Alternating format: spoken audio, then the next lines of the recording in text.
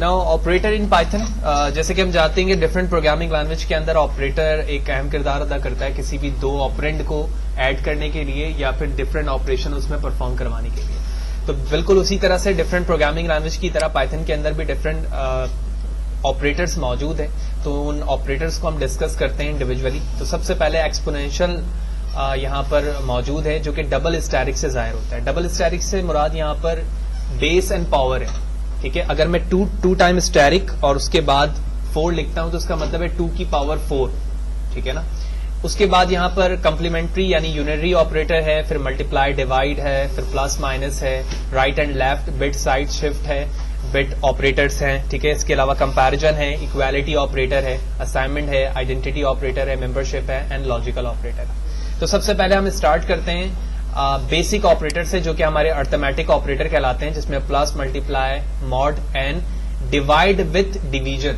यानी floor division का मतलब ये है कि वो डिवाइड के बाद वैल्यू को डेसिमल पॉइंट के साथ नहीं बल्कि राउंड करके डिस्कस करता है यानी प्रिंट करता है। हमने C# पे देखा है कि वहां पर जो राउंड करने के मेथड है वो 3 है, ठीक है। हम फ्लोर कर सकते हैं, ठीक है, इसके अलावा राउंड कर सकते हैं और इसके अलावा क्या कर सकते हैं, सीलिंग कर सकते हैं। ये तीनों मेथड्स हैं जो डिफरेंट प्लेटफॉर्म के होते हैं। तो सबसे पहले हम अर्थमेटिक को ऑपरेट करते हैं, इसके बाद फिर अनदर रिसोर्सेज को भी हम ऑपरेटर के लिए इस्तेमाल यहां पर करेंगे।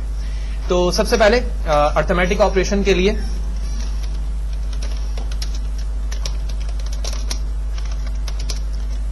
पाइथन, ठीक है, कमेंट करता हूं। तो सबसे पहले 2 variable a = 1, b = 3 semicolon print, और उसके बाद मैं चाहूं तो डायरेक्टली ही यहां पर वैल्यू को प्रिंट करवा सकता हूं, या फिर एक तरीका ये है कि मैं लिखूं सम ऑफ, ठीक है, या फिर हम इसको थोड़ा सा टाइम कंज्यूमिंग है, हम शॉर्टली यहां पर डायरेक्टली ही a + b करते हैं, ठीक है।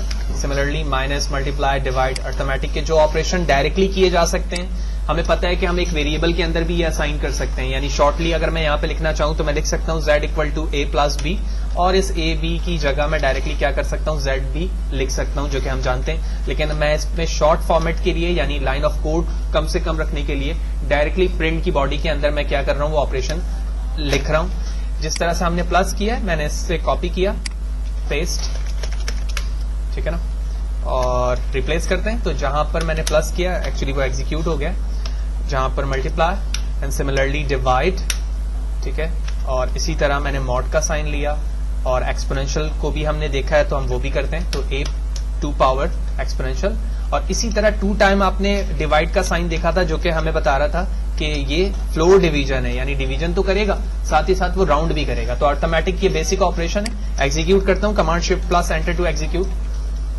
और आप देख रहे हो कि तमाम वैल्यू उसने प्रिंट करके दिखा दी। अगर मैं इसकी बात करूं जो कि 4थे नंबर पे, तो ये डेसिमल पॉइंट के साथ वैल्यू को जाहिर कर रहा है ना, 0.333 समथिंग। लेकिन अगर मैं लास्ट वैल्यू की बात करूं तो इसने 0 क्यों प्रिंट किया, क्यों, क्योंकि इसने फ्लोर कर दिया, और फ्लोर पे हमें पता है कि 0.5 से या उससे ज्यादा जब तक वैल्यू नहीं होती तो वो अप की तरफ नहीं जाता बल्कि बैकवर्ड ही रहता है। और ऐसा ही हुआ कि तमाम वैल्यू जो है यानी जो वैल्यू रिजल्ट आया वो बैकवर्ड ही रहा। और इसके अलावा 1 की पावर 3, तो 1 की पावर 3 कुछ भी कर लें तो वही रहेगी वैल्यू, ठीक है। अब मैं वैल्यू चेंज करने लगा हूं तो मैं ऐसे कर देता हूं 11, 3 को वैसे ही रहने देते हैं। उसके बाद shift plus enter to execute and it successfully executed. तो आप देख रहे हो ये 3.66 है, लेकिन डिवीजन फ्लोर की वजह से वो 3 पर आया। इसी तरह a double static which mean exponential, ठीक है ना, एक्सप्रेशन इस्तेमाल किया गया बेस एंड पावर। तो मैं a को कह सकता हूं कि ये बेस है, ठीक है, और b को कह सकता हूं ये पावर है। ये मॉड का साइन है, डिवाइड, मल्टीप्लाई, माइनस, प्लस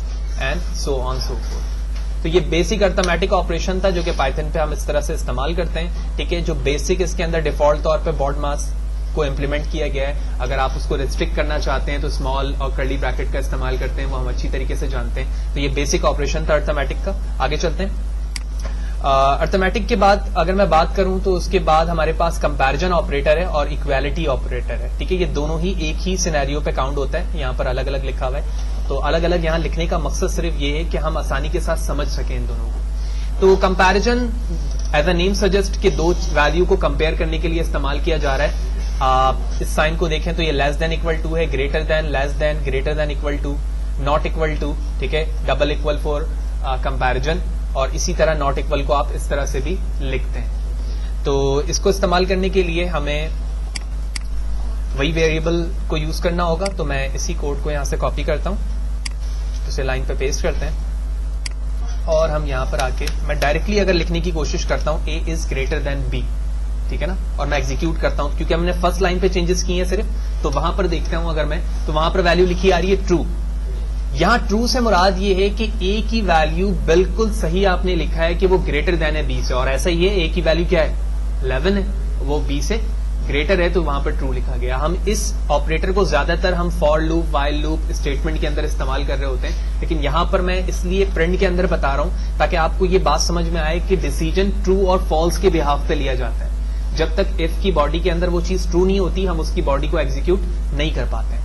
तो सिमिलरली जहां पर मैंने ग्रेटर देन लिखा है, इसकी जगह मैं लेस देन लिखता हूं, फिर आगे चलते हैं हम greater than equal to, similarly less than equal to, okay, और ऑपरेटर हमने देखा नॉट इक्वल टू, इसी तरह एक नॉट इक्वल का ये साइन है, और इसी तरह ये कंपैरिजन ऑपरेटर है। तो greater than, less than, greater than equal to, less than equal to, not equal to, a not equal ये भी साइन है, और ये कंपैरिजन है। यहां से ए डिलीट हो चुका है, मैं दोबारा लिखता हूं एंड एग्जीक्यूट अगेन, ठीक है। तो ये ऑपरेटर यहां पर अप्लाई नहीं हो सकता, ठीक है। इसके लिए हम नीचे जो मैंने साइन लिखा है, साइन ऑफ एक्सक्लेमेशन और इक्वल, ये नॉट इक्वल के लिए इस्तेमाल होता है, जबकि जो दोनों साइन मैंने मर्ज करके लिखे हैं ये नॉर्मली हम दूसरे प्रोग्रामिंग लैंग्वेज में इस्तेमाल करते हैं, सच दैट एसक्यूएल, ठीक है ना, एसक्यूएल के अंदर भी हम इस्तेमाल करते हैं नॉट इक्वल के लिए। यहां पर नॉट इक्वल के लिए हम इसे इस्तेमाल करेंगे जिसकी सिलेक्शन की है। और उसके बाद मैंने shift plus enter to execute किया, जूम आउट करता हूं एंड आप देख रहे हो true false, true false, true false. इसका मतलब ये कि जहां पर कंडीशन फॉल्स हो रही है वो दोनों मैच नहीं कर रहे हैं, तो वो चीज वहां पर फॉल्स लिखी हुई आ रही है। आप देख रहे हो ए और बी की दोनों की वैल्यू बराबर नहीं है, तो फॉल्स लिखा हुआ है। अगर मैं बी को भी 11 कर दूं तो नीचे वाली सबसे कंडीशन जो है वो क्या हो जानी चाहिए, true, and here it is. तो इसी बिहाफ पर ये तमाम चीजें यहां पर क्या हो रही हैं, प्रिंट हो रही हैं। तो ये दोनों चीजों को हमने मर्ज कर दिया, किन दो चीजों को, कंपैरिजन एंड इक्वालिटी ऑपरेटर को, ठीक है।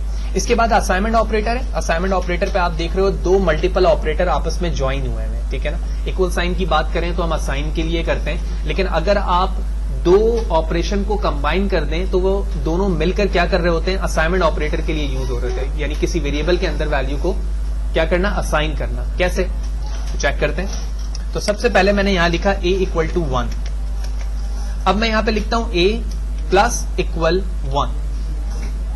ऊपर वाली लाइन पे पहले मैं प्रिंट करता हूं a की वैल्यू और फिर दोबारा आके यहां पे लिखता हूं प्रिंट a। तो what do you think, what will be the output, ठीक है। तो shift plus enter to execute, और आप देख रहे हो कि फर्स्ट लाइन पर a की वैल्यू क्या प्रिंट हुई, 1, और दूसरे लाइन पर a की वैल्यू 1 से क्या हो गई, 2 हो गई। अब इस लाइन को समझते हैं कि ये क्या है, मैं इसे अलग अलग करता हूं। तो ये हमारा असाइनमेंट ऑपरेटर है। सबसे पहला हमने इक्वल साइन इस्तेमाल किया जो कि यहां पर भी मौजूद है इक्वल साइन। उसके बाद आप देख रहे हो मल्टीपल ऑपरेटर कंबाइन हुआ, और इस वक्त मैंने ये इस्तेमाल किया है यहां पर जो प्लस के साथ इक्वल साइन है।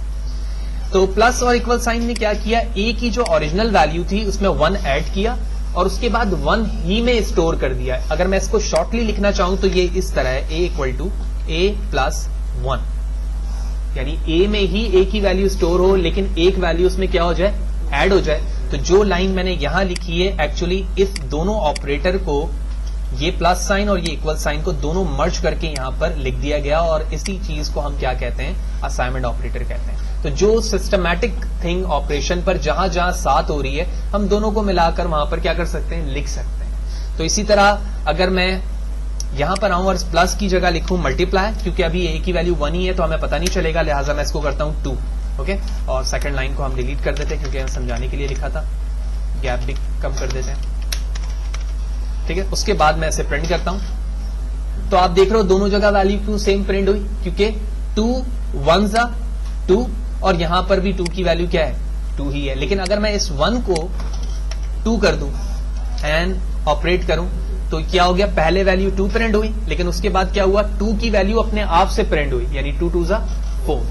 तो बिल्कुल इसी तरह से ये असाइनमेंट ऑपरेटर कॉरेस्पॉन्डिंग आगे चलता रहेगा। जहां जहां आप जिस ऑपरेटर को इस्तेमाल करेंगे, जो हमने अर्थमेटिक ऑपरेशन पे देखा था, उसको इक्वल साइन के साथ, तो वो दोनों उन चीजों को क्या कर देगा, ज्वाइन कर देगा, और आपके ऑपरेटर को शॉर्टली डिस्क्राइब कर रहा है कि एक्चुअली आप अपने ऑपरेटर के साथ काम क्या करवाना चाह रहे हैं कि ए की वैल्यू को ही 2 से मल्टीप्लाई करके इसी में स्टोर करवाना चाह रहे हैं, ठीक है। और फर्दर ये तमाम चीजें यहां पर ऐसी ही होंगी। अच्छा जी, इसके बाद जो है इज एंड इज नॉट है, आइडेंटिटी है, और इज नॉट के बाद इन और नॉट इन है, जबकि नॉट और एंड लॉजिकल ऑपरेटर है, मेंबरशिप ऑपरेटर है। ये हम अपकमिंग सेशन पे देखेंगे जहां पर इन तमाम चीजों को हम ब्रीफली डिस्कस करेंगे।